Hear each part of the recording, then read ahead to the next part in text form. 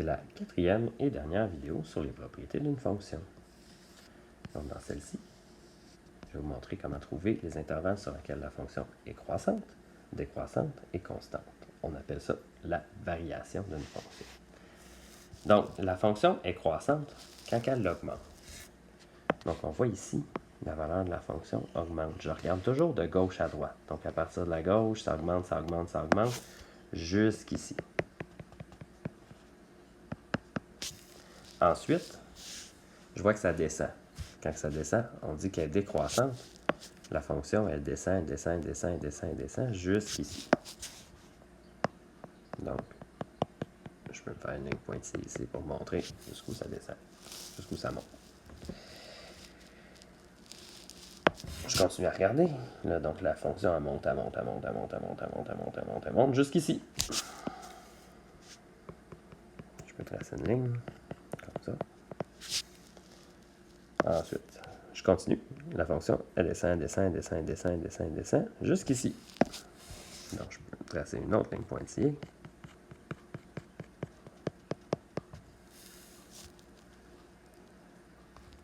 Et je continue. Donc, la fonction, là, elle ne monte pas, elle ne descend pas. On dit qu'elle est constante. Jusqu'ici. Donc, je me trace une autre ligne comme ça.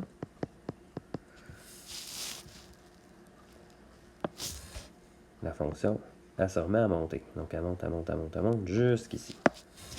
Je me fais une autre ligne pointillée.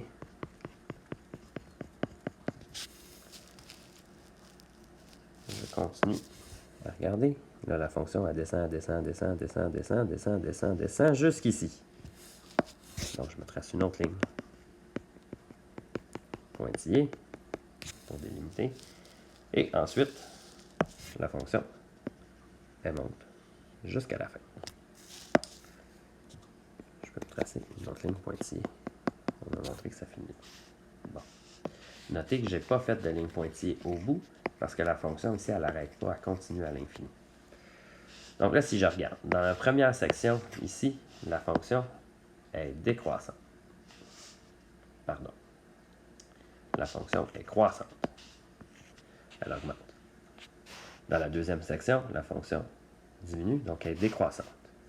Elle se remet à monter, elle est croissante. Ensuite, la prochaine section, elle descend, donc elle est décroissante. Puis, elle reste quand elle ne bouge plus, elle est constante. Elle se remet à augmenter, elle est croissante. Elle descend, elle est décroissante. Et elle se remet à augmenter, elle est croissante. Donc, les intervalles sur lesquels la fonction est croissante, maintenant, j'ai identifié qu'il y a ici, il y a ici, il y a ici et il y a ici. Donc, je vais écrire tous ces intervalles. Donc, le premier intervalle, c'est ici. Les intervalles, on les met toujours sur X, comme pour le signe. Donc, ici, c'est de moins l'infini jusqu'à moins 5.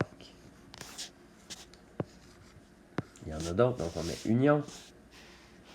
Ensuite, le prochain intervalle de croissance il est ici, donc c'est de moins 2 jusqu'à 0.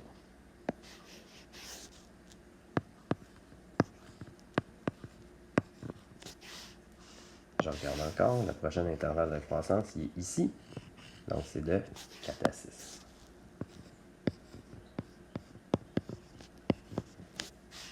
Et j'en vois un dernier, ça augmente ici, donc de 8 à 10.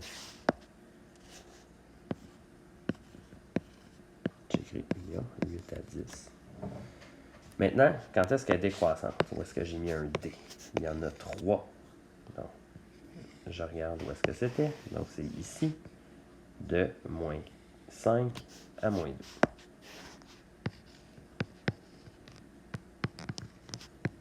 Comme il y a un autre intervalle, je vais mettre union. Le prochain intervalle, il est ici, donc de 0 jusqu'à 2. 0 à 2. Et un dernier intervalle de décroissance, ici, de 6 à 8. On prend toujours les intervalles sur X. 6 à 8. Il reste maintenant, quand est-ce que la fonction est constante, j'ai déterminé que c'était ici tantôt. Donc ça, c'est de 2 à 4, les intervalles. Je sais qu'on les prend toujours sur x. Donc voilà, c'est comme ça que je fais pour déterminer les intervalles où la fonction est croissante, décroissante ou constante.